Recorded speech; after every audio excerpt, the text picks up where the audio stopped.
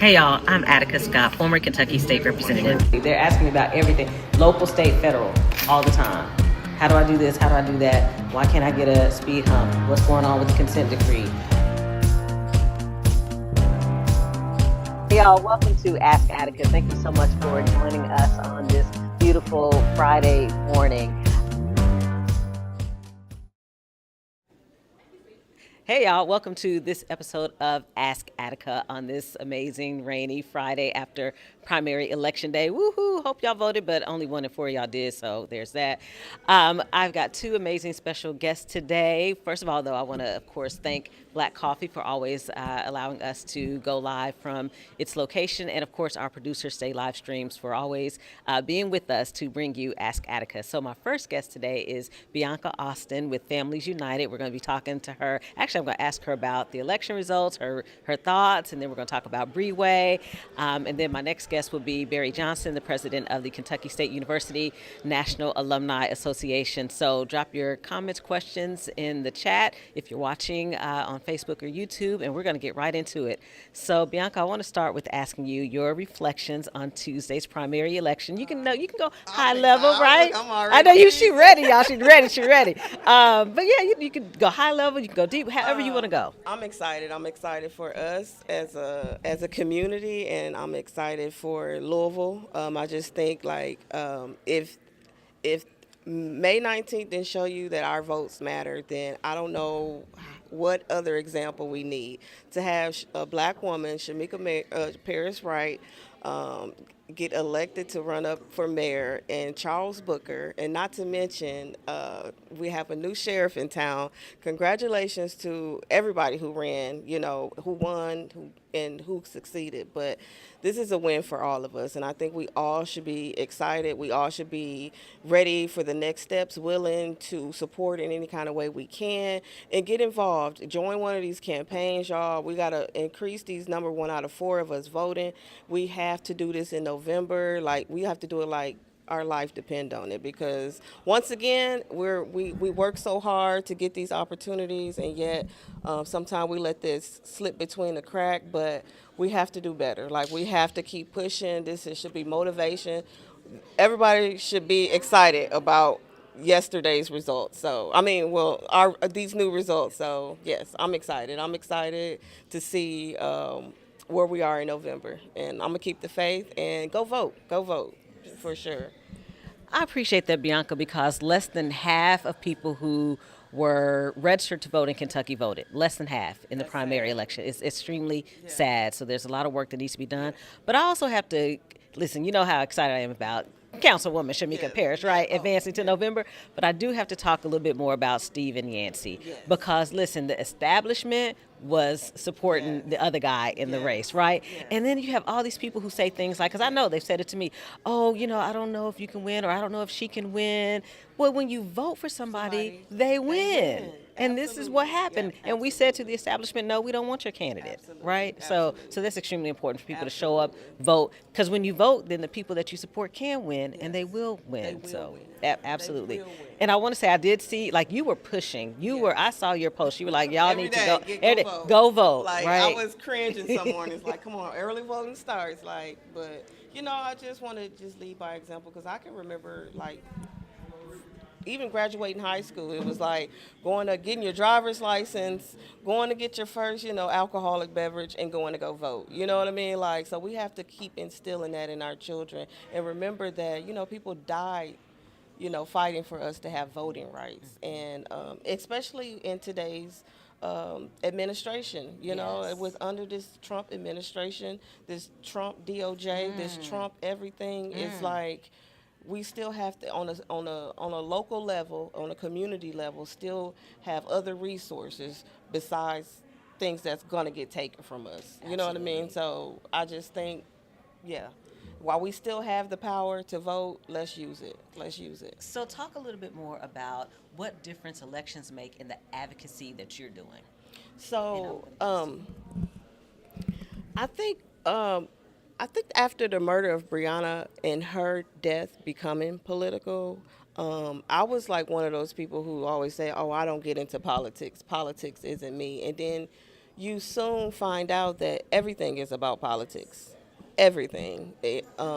And so I feel like we just need to have more political education around outside of our public school systems, because a lot of things that affect us, are not always privy. The information is not always privy to us. So, and that's one of the good things about having Breeway Day, because a lot of our teens or our children who's been out here with us, alongside of us, see the other side of community work and what it actually takes to become an advocate and get in the, and be political and be, in front of the courts and learn the language and learn that sometimes the law may be different from what you was taught. You know what I mean? Because laws change, and you can't teach people human decency.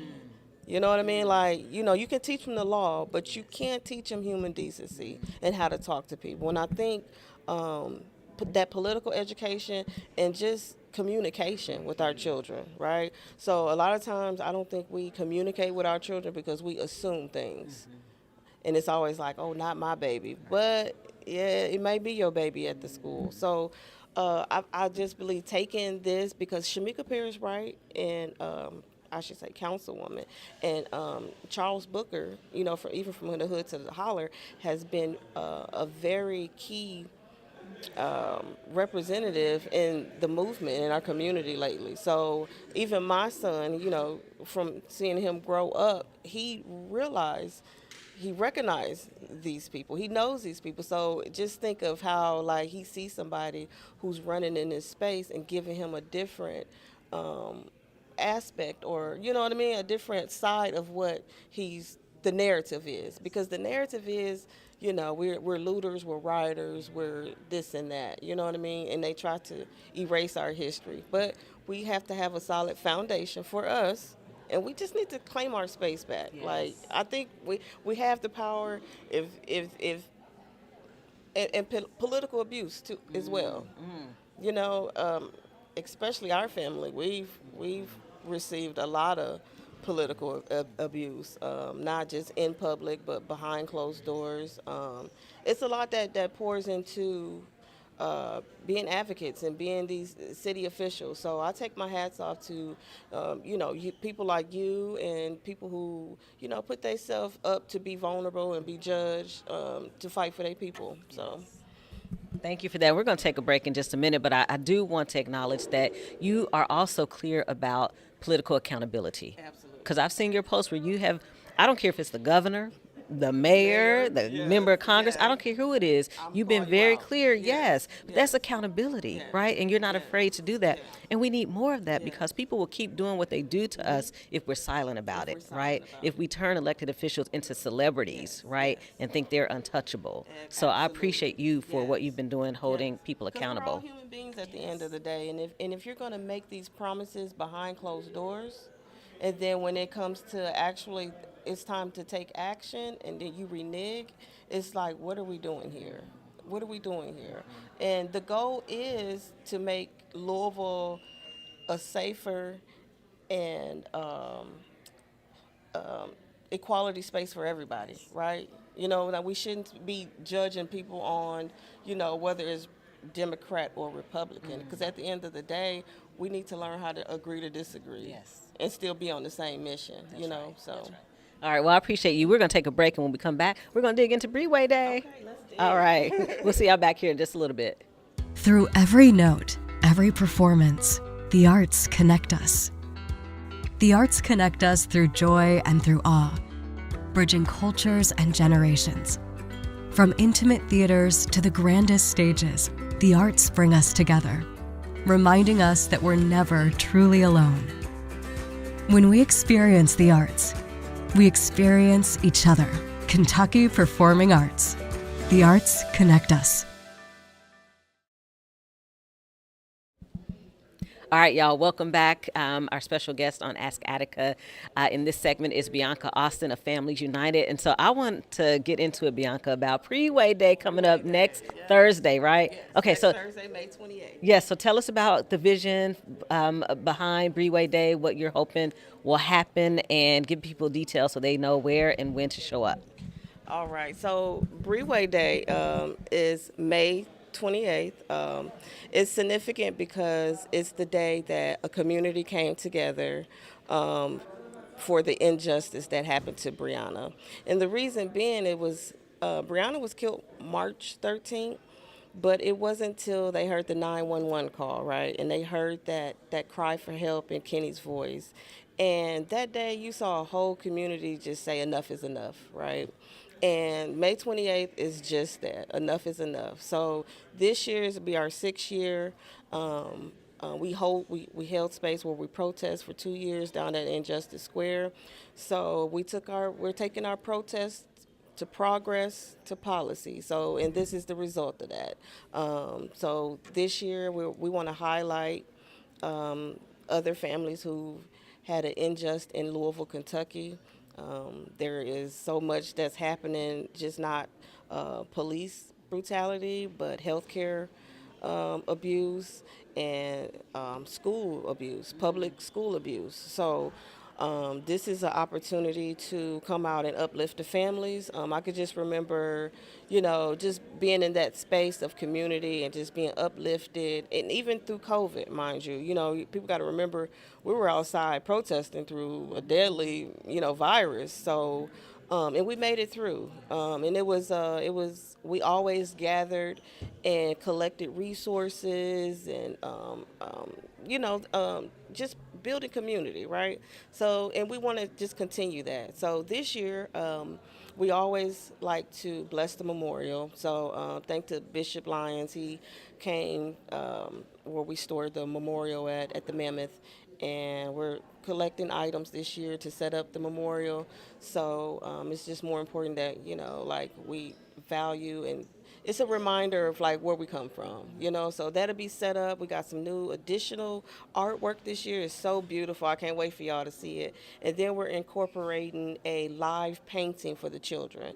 So this year the kids will have a chance to paint memorial for 2026, and that we'll keep, and each year we'll try to keep adding to this space. We're also, like I said, we want to highlight the other families, so we're encouraging impacted families, who have been impacted, to please come. This is the space for that. This year, I'm excited. We have our community therapists are coming out, Alicia Johnson, and then we got Mr. and Mrs. Dr.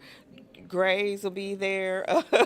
So they are spending some time giving us some healing tips and coping mechanisms, and just reminding us grief and healing is part of the process, and just showing us different ways to cope, and we always do a little restorative justice there too. So and of course our children, we have so many kids now, Breeway kids that progressed. You see the real young prodigy, they come down, they perform every year. Azalea, he comes and performs every year, and it's more and more. Of course, C-Tez, bow, C-Tez, Mr. C-Tez himself. So of course he comes, and we'll have our DJs, DJ Big Baby and DJ KJ. They'll be there on the mic and ones and twos. And of course, my co-host, who's co-hosting this year, Di Davidson. So I call her the voice of the movement. So, but she's been a real force behind Breeway, and if anybody can, advocate and get our people all together, it'll be her. But we also incorporating the march this year. We usually don't march, but I think it's really important that we just give our families a healing space. marching is just not for the police. You know, it's more for us to show, bring awareness, and let our community know that we're grieving, that we need support. We need lawyers. You know what I mean? Like we need the therapists, and we want justice. You know what I'm saying? We want transparency. We want to let our mayor know that there's still a lot of injustice that's going on in this city. We don't want to be over policed. We want to be a part of the process. We want to be a part of the budget, and we want to feel like we're a part of our own community. And there is a community of us that we feel like we get overlooked because we choose to advocate and stand up. So we encourage everybody to come out Breeway. Bring your coolers, bring your lawn chairs. It's a family kind of host thing, though. You know, once we march, we'll have some speakers. Congressman Morgan McGarvey is going to come down there and speak on the Breonna Taylor's law. That he's pushing. I will have Dr. Melena Abdullah. She's coming in from LA. She is the co-founder of Black Lives Matter Grassroots. She also ran for vice president in 2020. So I'm excited to have her here. Who else we got? What other visitors? I mean, we got so many people coming from near and far, and it's just we want everybody to come and fellowship. We asked if you have a small business. We're not really selling anything, but we do allow people to come down and advocate for their business if they want to bring down free samples of anything or and just advertise. They're more than welcome to do that, but it's more so you hopefully you bring and we break bread together. So everybody's welcome. So we just want a day of peace and remembrance, and that's what it's about. Breeway. So you hear, that's what Breeway is about. So organized chaos, we say. I appreciate you. So you said two things. One about being over policed, and that includes in our school system, yes. Right? Yes. Right. We will not accept you abusing our kids, yes. Right, in our school system. Yes. And then the other thing you talked about is mental health. So May is Mental Health Awareness Month, so this is so right on time, right? It's important, it's on time. You've got some key folks in our community who understand Black folks, understand trauma, right? Understand racial trauma, so we don't have to feel like, we're going to somebody who doesn't understand. No, you're talking to people who understand, who get it, right? So you got all the elements, so I appreciate that. And that was part of the reason us founding Families United is because it's family based with families who experience the trauma. So when you have a group of people who actually know what you're going through. Like, because I've actually know what road you're about to go down. Right. So I can kind of mentor you, and you can kind of open up without feeling judged. You know what I mean? So, and because LMPD don't provide that space, they provide that space for their officers, not the families. You know what I mean? So I need to. That's why I really like these families need to understand we're affected all the way around, because your child may get affected by gun violence, but you still have to depend on those detectives and those police officers. Are they actually out here investigating? Right. You know what I mean? And they're experiencing that they're not. So yeah. So, right. Yeah. Thank you. Well, we're going to come back. We got a few more minutes left with Miss Bianca, so we're going to take a break. And when we come back, we're going to close out this segment, and then we'll get into part 2 of Ask Attica. We know you're watching a live stream, but we wanted to take a moment to tell you about the Kentucky Alliance. The Kentucky Alliance Against Racist and Political Repression is a 50-year-old grassroots organization here in Kentucky that fights against police brutality and political repression. And we stand with the National Action Network and the 60th Anniversary March on Washington. Folks, support the Kentucky Alliance through our Cash App, $KYALL 1974, and also through our website at KentuckyAlliance.org. We are the Kentucky Alliance.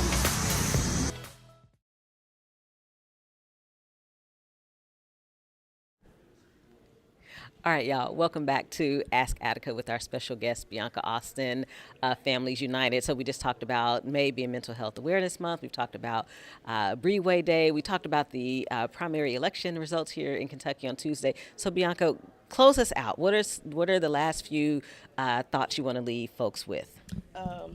Go vote. November is coming. Go vote. Like I said, get involved with these nonprofits. Get involved with some of the local campaigns. Go help knock on doors, share flyers. Just be a part of the movement. Be a part of the movement. It's summertime. Please bring your kids down to Breeway Day. We'll have a lot of nonprofits with school programs that they can sign up for.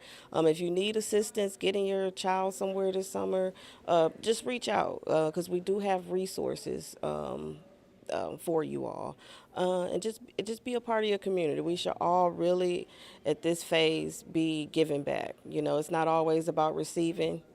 It's about giving as well. And then after Breeway Day, look for it. I want to do some decertification classes. It's a law here in Kentucky that we could decertify police officers who's been involved in police-involved incidents and tragedies. So I am trying to launch a pilot program for that. And also the National Civilian Review Board conference will be here in Louisville in November. So we need to find ways to get involved with that. It's a big part. The Civilian Review Board is a big part of people who look over us. So if we're not a part of that process, then we get overlooked. So just look out for that and reach out. Families United, send me an email, familiesunitedapb@gmail.com. Send me a text, 502-209-9244. Look me up on the web, thefamilies-united.org. Hit me up on the website. You can see what's going on, if you want to donate, if you got any questions, all that good stuff. All right, Bianca, thank you so much. I heard a little Southern accent trying to slide in there. You've been here for a while now. Okay. All right, and appreciate you sharing the contact information, too. Yes. All right, y'all. Thank you so much, Bianca, for being my guest today. And I will see you next Thursday. Always. All right. All right, y'all. We're going to take a break, and when we come back, we'll have part 2 of Ask Attica. Through every note, every performance, the arts connect us. The arts connect us through joy and through awe, bridging cultures and generations. From intimate theaters to the grandest stages, the arts bring us together, reminding us that we're never truly alone. When we experience the arts, we experience each other. Kentucky Performing Arts. The arts connect us.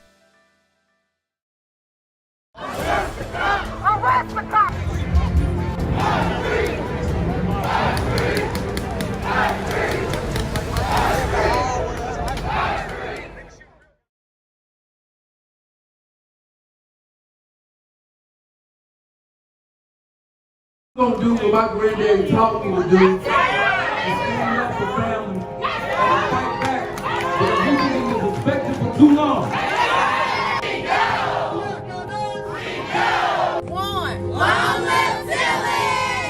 They don't expect that. We're not gonna have our kids marching. This is it. Once and for all!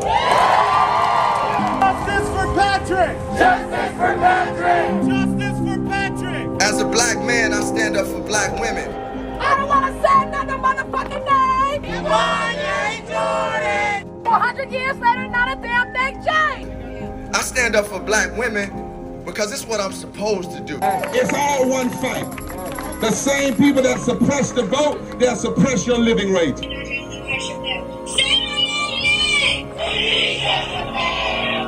It's standing up for freedom, a freedom that knows action, a love that is in action.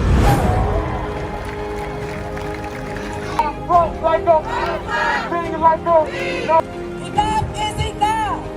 I'm not sleeping and I'm not done until we get justice. Ain't no going, people don't stop, people don't stop. What's got to go, hey, hey, ho, ho. Let's go to what's got to go. Why is everybody, why is the police fighting against us, but they're supposed to be helping us, but that's what they should. If black women don't go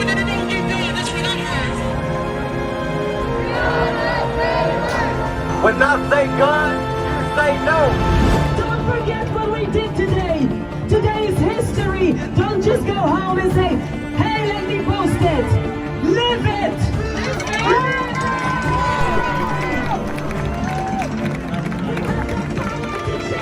We just have to be stubborn enough. We just have to be strong enough. We just have to be relentless. Black lives. Black lives. Thank you all. I pass the mic to the next person. Black women matter.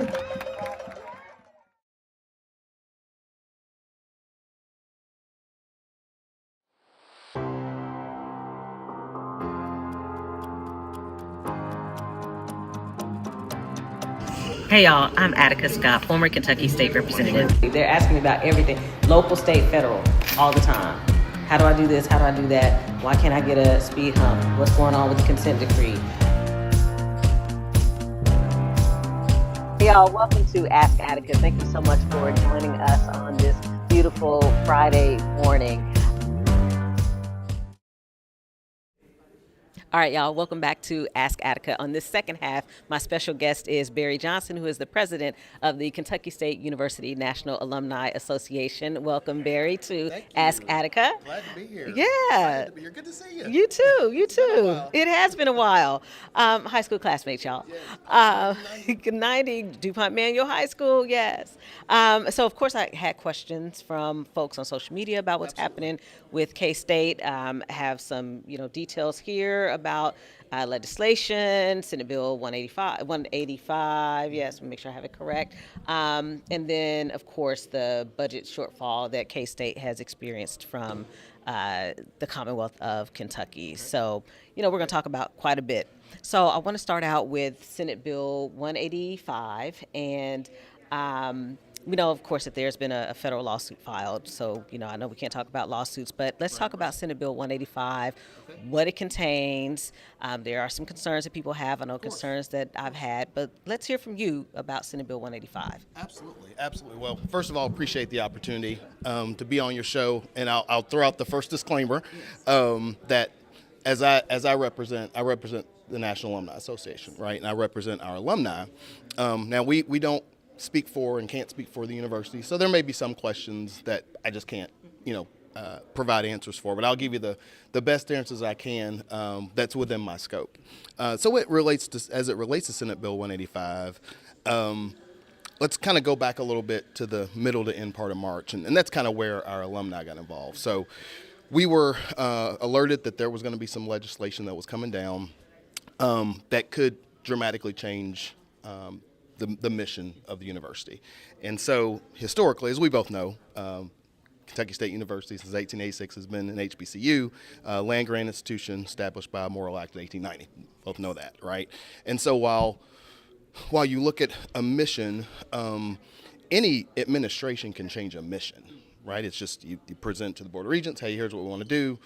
So it can be changed that easily with pretty much any institution. And so the mission part was the first part, right? And so as we got the information about, okay, what's going to fundamentally change, we read through the bill as it was presented in Senate hearings, March 26th, March 27th, in that ballpark. And what the current language of that original bill was, did not address some of the fundamental historical purposes of Kentucky State University.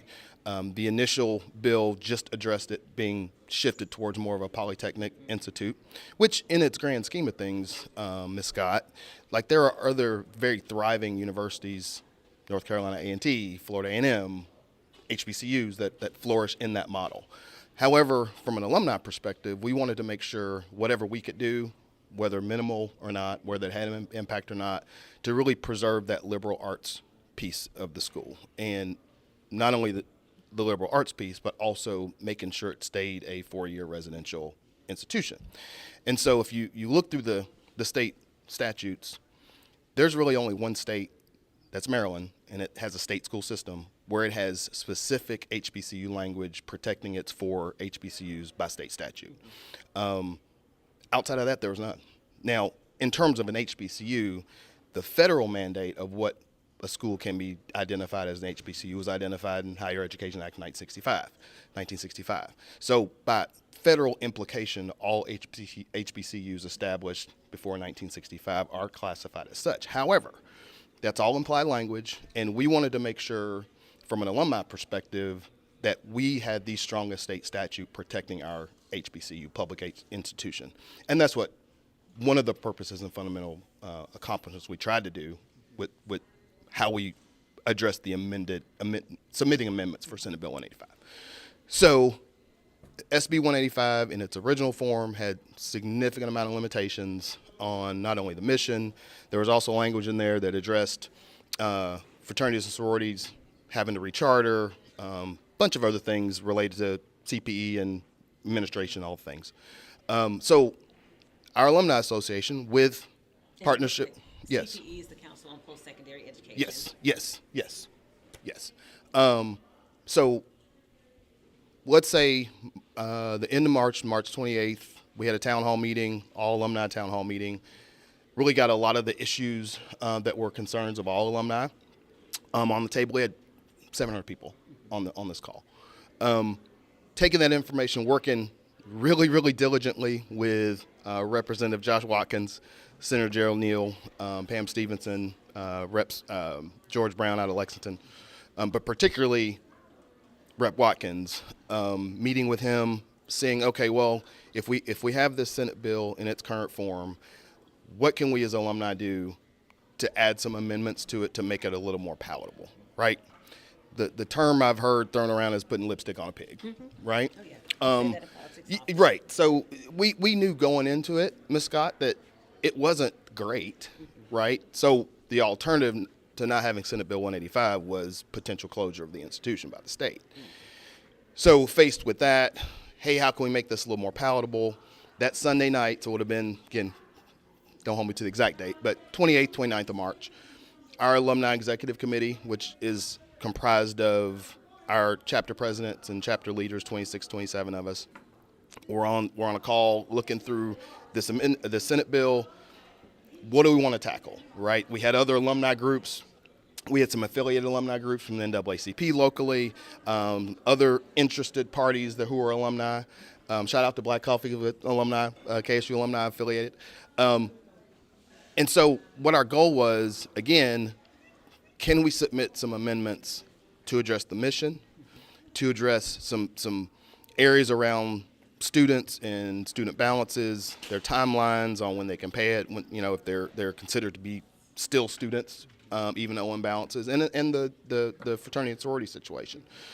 So the amendments, which ended up being about 10, roughly, were submitted to the legislature, and then they looked at subcommittee, got to the House floor, full floor, and was approved and signed by the governor to be into law. So what that did was the mission was amended to Polytechnic Institute and Liberal Arts, 4-year residential, HBCU, public land grant institution. All those are now, as we stand right now, in state law. So, of course, laws can be changed. We know that, right? But it has the strongest, Kentucky State University has the strongest state statute mission in the country. And whether it's symbolic, whether it has teeth, you can fall on which side. But what we do know is that no matter what happens from an administration standpoint, nobody can come in and change that mission. And so fundamentally, that was point number one. And then we did get some other amendments, particularly, if a student has a balance, instead of getting 30 days to pay it or set up a payment plan, they got 60 days. It was reported, if it's going to be reported to the Department of Revenue in 30 days, we asked for 90. Like some of those, small things, instead of Greek letter organizations having to recharter, their charter stayed in good standing as is, right? So there are other areas of the Senate bill that we knew, hey, we don't know exactly what the areas of study are that are going to be limited, right? There's 10 areas of study that the school can and this is what I'm sharing is public information. It's not anything that's beyond my scope. We don't know what those 10 areas are. We don't. We'll know probably that first part of June, end part of May, first part of June. We did have a representative, the provost, come on our alumni call a couple weeks ago and share that information. So the areas have been, identified. The definition of what an area has been identified. So it's not just 10 classes, it's 10 different disciplines. The number of students on campus originally was going to be capped at 1,000. Now it's at least 1,000. So right now, the university is running about 1,700 on campus, physically on campus, maybe a little bit lower, but nowhere near under that 1,000. So again, these are things we're keeping an eye on. And so, from an alumni standpoint, we don't have oversight over, we don't run the school, right? We don't have oversight on a lot of things. We have a lot of alumni engagement and a lot of alumni involvement. And so one of the plans of action is we've put together, which will be announced probably tomorrow, we are putting together an alumni partnership council. And the goal there, Ms. Scott, is to get different areas of expertise. We've got higher ed, government and finance, legal, alumni engagement, community relations, to have our council meet with the university administration on a consistent basis, establish a consistent cadence where there can be feedback, communication, question, answer, so we can have that direct, interaction with administration. So hopefully, during this exigency period, which is on paper 5 years, but can be earlier than that, right? Now a lot of things aren't on the alumni to check those boxes, right? I mean, the university has to do some stuff and all parties have to do their part, but it doesn't have to last forever. So, our goal is, hey, can we build this bridge better, get better communication, utilize our resources, encourage, support, all the things, right, to have a true partnership to make sure that not only just with this administration, but with the administrations moving forward, that there is that significant alumni connection where we are helping make things better. And so, long answer to a short question that you asked, but that's really what Senate Bill 185, when we got it, turned into from what from what it was to what you see now. And I appreciate that feedback. I've got some questions from folks that we'll come back to after we take a break. So we're going to take a break, y'all. We'll come back in just a few moments, and we'll dig into some of the questions that y'all sent me about what's happening with K-State right now. All right, see you in just a moment. Hey guys, before we get back to the live stream, I'm Tracy, the bartender at Southern Hospitality Bar and Grill, located at 3402 West Broadway. You guys got to come and check us out. You can call your order in, and the phone number is 502-822-1474. Again, I'm Tracy, the bartender at Southern Hospitality. Come check us out, guys.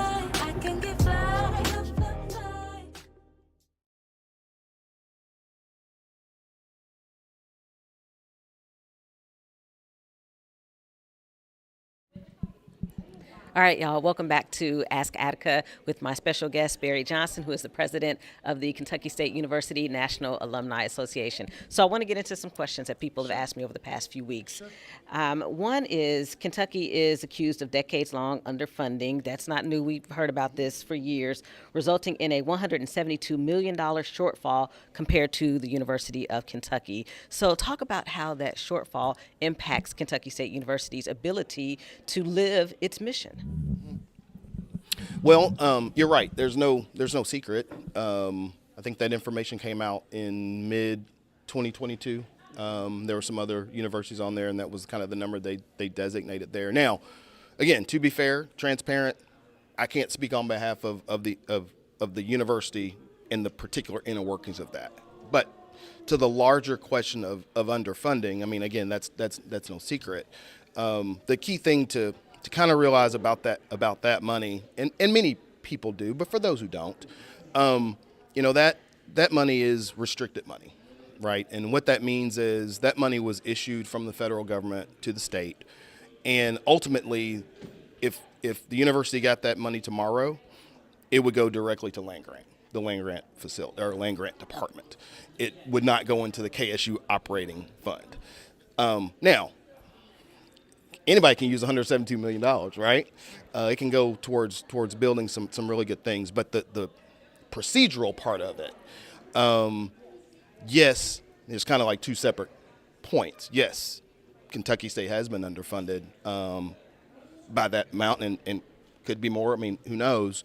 But that 172 specifically is so restricted that it does work a little bit different in terms of accessing that money and how it affects the university in general, if that makes sense. Absolutely, it makes sense. And I will say, as a former state legislator, this is an issue that the Commonwealth of Kentucky has failed K-State on, quite frankly, right? So even if it goes to a specific land grant mission, right, a specific program or initiative, it's still been underfunded by hundreds, almost hundreds of millions of dollars, right? So that's definitely something I want to lift up and acknowledge. The other thing that I had questions from people from is about the programs. So what programs, not that what programs will be cut, but the impact of cutting programs. There's a lot of concern, and I shared this on my social media, about faculty, staff being let go. Programs that students have been interested in from K-State may no longer be available. So talk some about that. Well, what I will say about that, I'm not going to go into the nuts and bolts of it because those are university questions that they've got to sift through and report out. The overall, I'd say I'll kind of make this analogy with any business, right? With any business. To continue to grow, it has to adapt, right? And so there's no business can stay stagnant.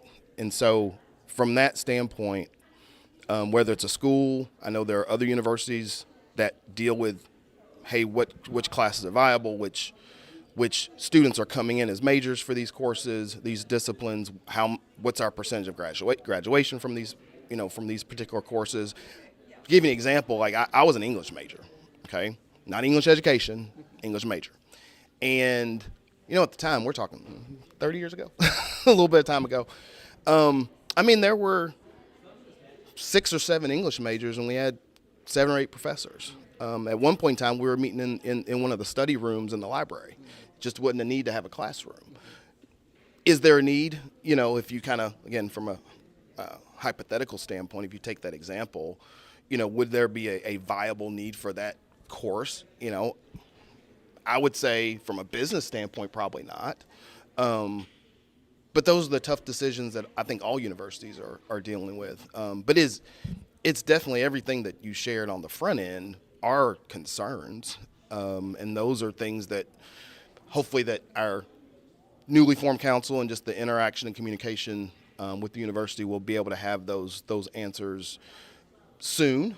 But not only the speed of it, Ms. Scott, but the explanations of kind of what process you went through and because at the end of the day, like the course is going to be what the course is going to be, but kind of what was the vetting process, those sorts of things. So I think, in a lot of ways, if we understand the rationale behind it, the numbers behind it, the numbers that are driving these decisions and the accurate data, then can we be rational about it and say, okay, it makes sense, or oh no, hold on, this doesn't make sense. But it's easier to do when you've got some substantive data. But all those are concerns, and I don't deny any of that. It's a great question, and I really wish I had a very specific answer to provide your listener. But it's kind of a wait and see for all of us.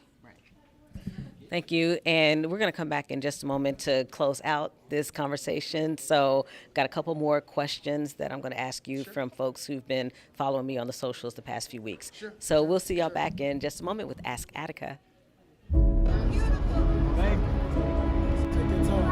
is everybody, why Hey is y'all, the I'm police Attica fighting Scott, against former us? Kentucky State Representative, and you're joining me today on State Representative.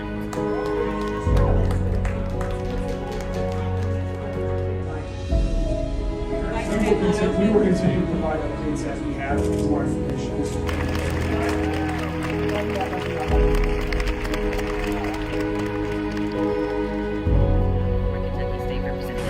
Representative joining me today on State Live Streams.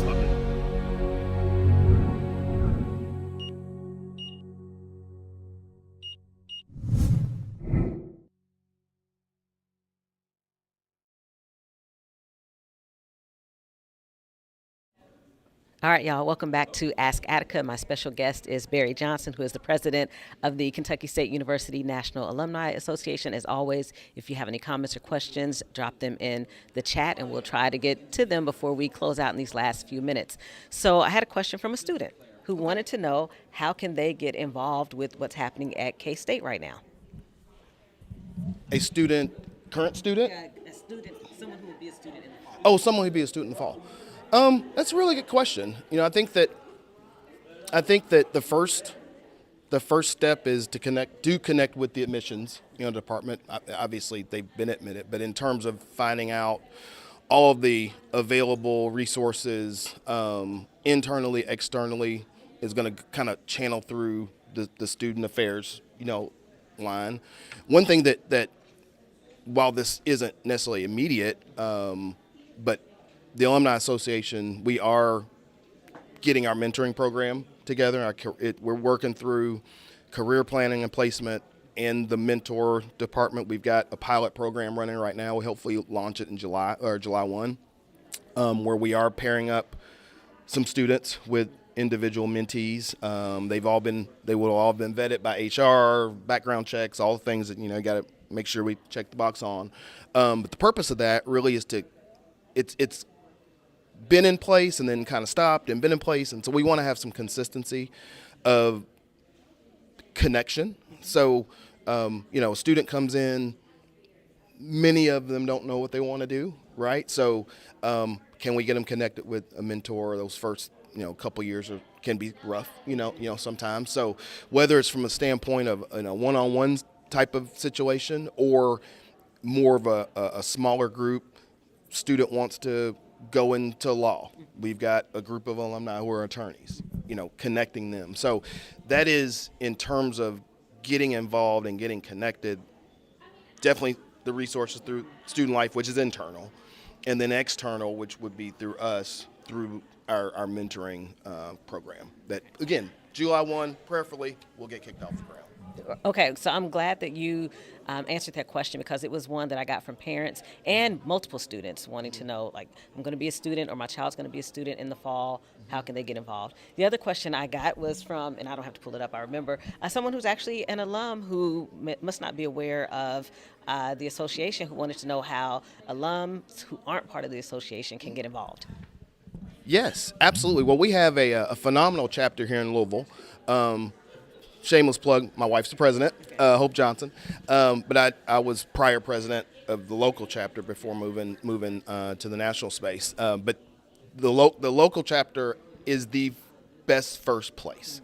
That's really where, won't take long on this, but the data is pretty clear. Once you graduate from college, there's about an 8 to 10 year gap between that time and getting active with your alumni association, alumni chapter. And so we lose so many folks in that gap. And I was one of them. My wife was one of them, right? And so we got back involved through the local chapter. I was, believe it or not, social media. Okay. Yeah, I know y'all laughing. I know y'all gonna laugh on that. But that's how I started, to get, and it was just, hey, come to the meeting, right? Hear what's going on. And through that, not everybody's going to want to take on more responsibility, but the point is that the local chapter, whether you're in Louisville, Lexington, Chicago, we've got 20 of them, and we're growing steadily. But here in town, they meet every second Monday of the month. So the local chapter, Louisville chapter here, Lexington, we've got, I think, 10 in the state of Kentucky. The one in Frankfort, they're like boots on the ground, so to speak. But all the local chapters are the best first place to get started, and because you're going to get local information that affects our local folks, and then you'll also get the national information too. So you get the 2-for-1. And how can folks find those chapters? The best place to go is ksunaa.org. Okay. That is the National Alumni Association website, ksunaa.org, and there'll be a tab for chapters. It'll pull all the different chapters, who the leaders are, contact information, all the things, and where to pay dues. Right, that's right. Pay those dues, y'all. So it's interesting. We graduated together same year, and both went to HBCUs, right? At Knoxville College, and my dear friend Sharonda went to Fisk. So a bunch of us went to HBCUs, and I will say for the record that as a state legislator, Kentucky State University was very kind to me. Oh my goodness, just the amazing support and the opportunities to be on campus and engage, interact with students. So it's a very special place. And I want to be clear because I think that that's part of political and community maturity is understanding that all of that can be true, and we have to ask the tough questions, right? Things can be true at the same time. Exactly. This is not some attack on K-State, right? This is all right, what's going on, and how can we all shore up whatever resources or support we have to stand with our only public HBCU in Kentucky. So, and I appreciate you for reaching out, because you did reach out. You were like, hey, let's have a conversation about this when I posted one of my videos on Facebook. That's how this should work, right? That we have open, honest communication, right? Even if we have differences of opinion, right? 100%. We still have the conversation, so I appreciate that. I do want to, and I think I'll close with this. I do want to ask you about, like, what are your hopes and dreams for K-State in the years to come? Well, the hopes and dreams, which can be accomplished sooner than later, is a connectedness between the administration, the students, the alumni, external partners, community partners. Like, all these things and these entities can work together. And there's been, and so the KSU and AA, a little bit different than it was in 2018, 2019, and earlier. Like, we are an independent organization. Some universities, their alumni is inside the school, if you will, or function as school entities. We don't. There are other HBCUs and very few your PWIs, but most of your HBCUs, the alumni associations are separate. So we're separate. And so we don't, while we support the school, we don't answer to them, we don't work for them. I don't get a check from the school, I'm not working for the school. But in terms of, because we're all separate entities, that really, really belies the importance of that partnership. And so my hope, sooner than later, is that all of the partners, including the university, that we all are in this gumbo with, right? We all have the same objectives, and that's to see KSU thrive. And so how we get there may not be agreed upon. Who's going to get us there may not be agreed upon. At the end of the day, though, we've got to align our collective forces to make sure that whatever is happening to the university either ceases to happen or we're ready when it comes. Because it comes about every 10 to 15 years, right? We both know that. But how prepared are we? But if we're not aligned, we can't collectively fight these battles, right? You can't say, okay, well, school, you fight it today. Well, alumni, you going to fight it tomorrow. And student, like, it don't work that way, right? These forces are bigger than us. And so that's when I kind of circle this all the way back to SB 185. When I look and reflect back on everybody kind of put their differences aside and say, hey, look, this is for the betterment of the school. What can we do to make this better? And we did.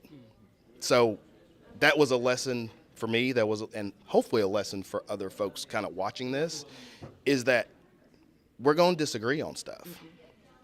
But at the end of the day, is it the best thing for KSU? And if we're able to do that, then we'll be able to do it sooner than later. Excellent. Thank you so much. Appreciate you for joining me on Ask Attica. Thank you. Yeah, thank you so much. Of course. Anytime. Good.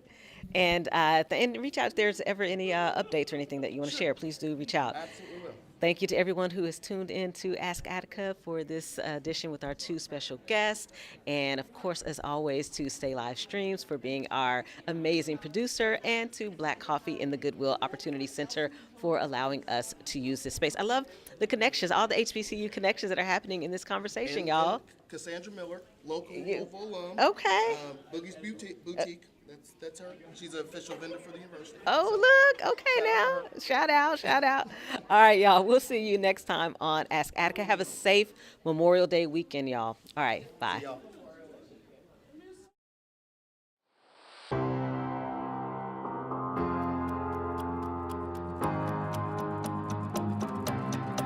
Hey y'all, I'm Attica Scott, former Kentucky State Representative. They're asking me about everything, local, state, federal, all the time.